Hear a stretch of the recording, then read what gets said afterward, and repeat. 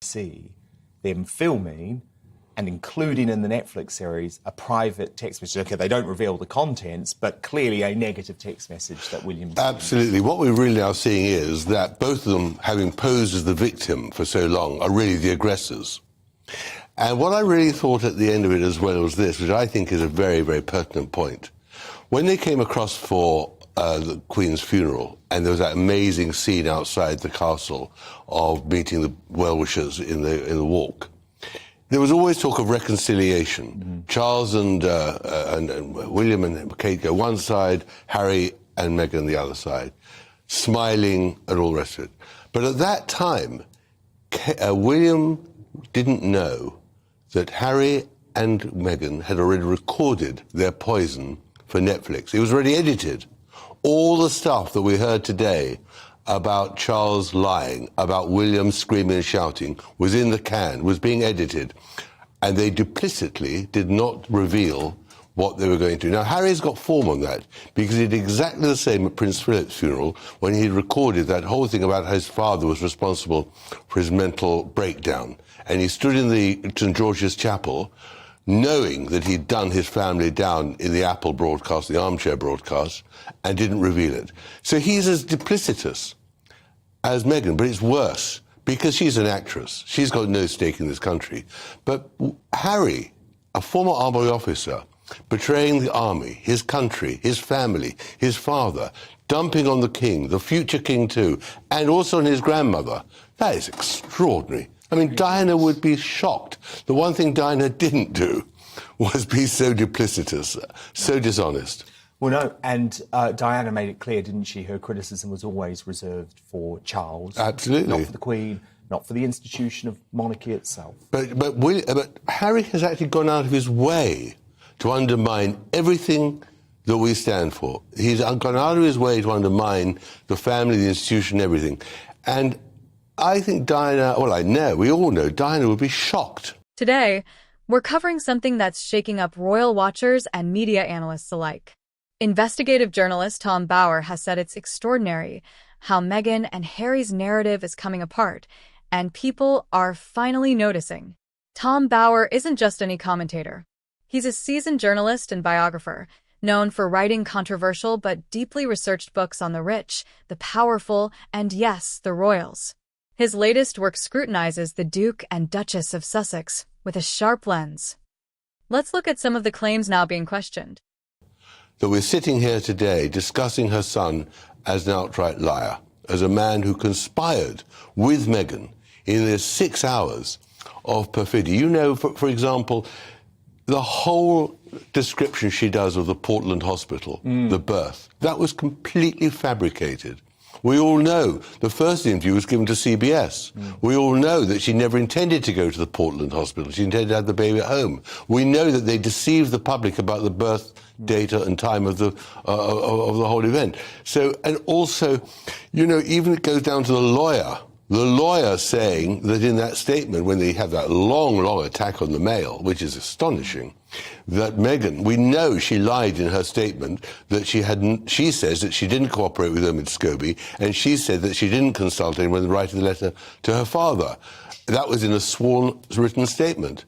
That was untrue. She then admits that it was untrue. But her lawyer says Meghan didn't lie. Well, extraordinary how the whole thing is unravelling. And yet they don't produce any evidence. None at all. Of the claims that they have made against the royal family. For example, William being a bully. For example, this idea that the royal family was conspiring with the press to bring them down. Where is the evidence? It's always they. They never name them, except they did name Jason Knauf, the man who in the end exposed Meghan's lies, and of course they're furious with him. So the whole series ends with that statement on the screen which says Knauf is the liar, not us. And that is the level they've sunk to. But I also think, you know, Netflix have a lot to answer for.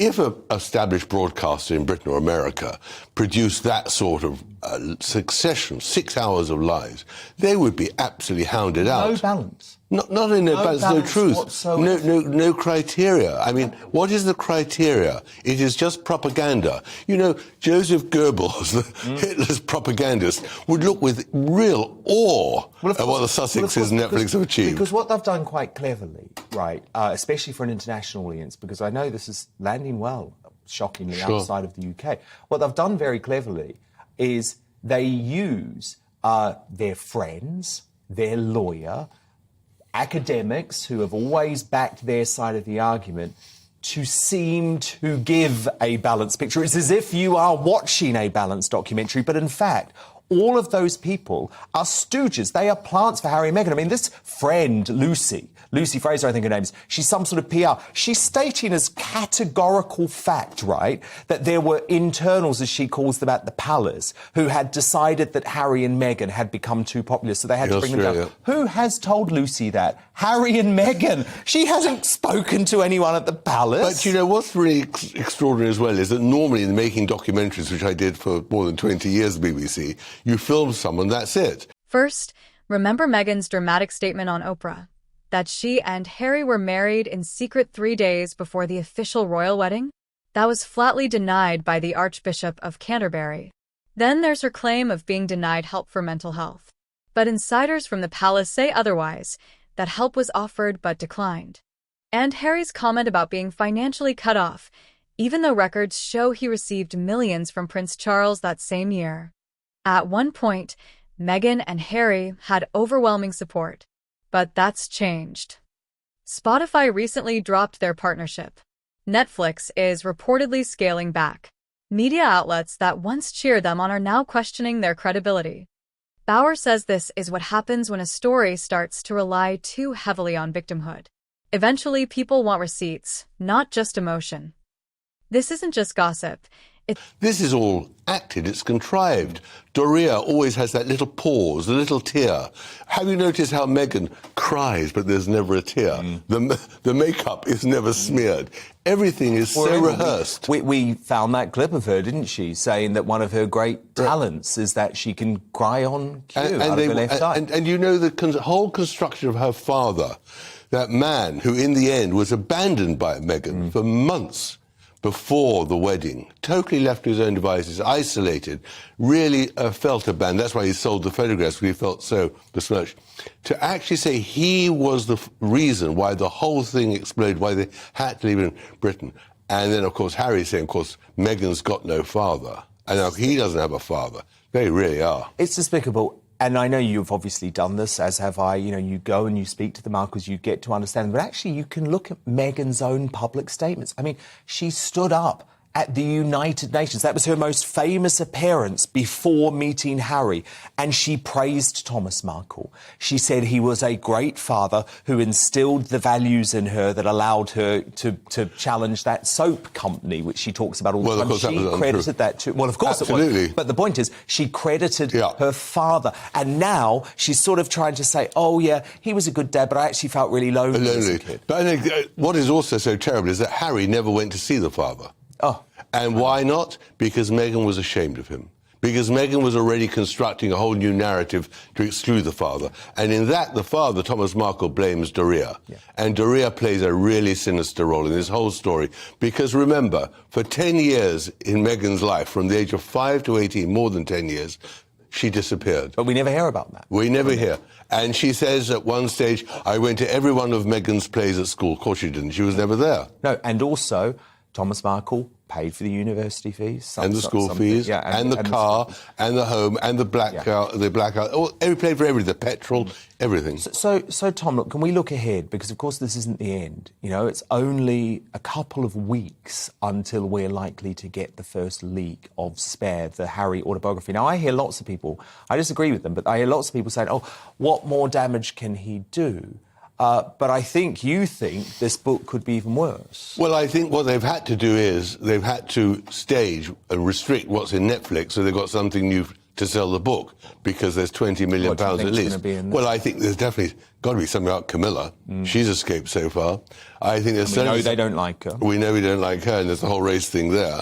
I think there's more about King Charles, the relationship with his father, the relationship between father and mother. I think there's a lot more about the whole institutions of British government. And I think something of the Queen as well. I mean, what he said about the Queen today was shocking, that she sat there likes of at the Sandringham Summit not saying anything. But what was terrible, he said about the Queen, and he'd done about the Queen, is that he knew that he dumped on his grandmother when he was burying her in Windsor.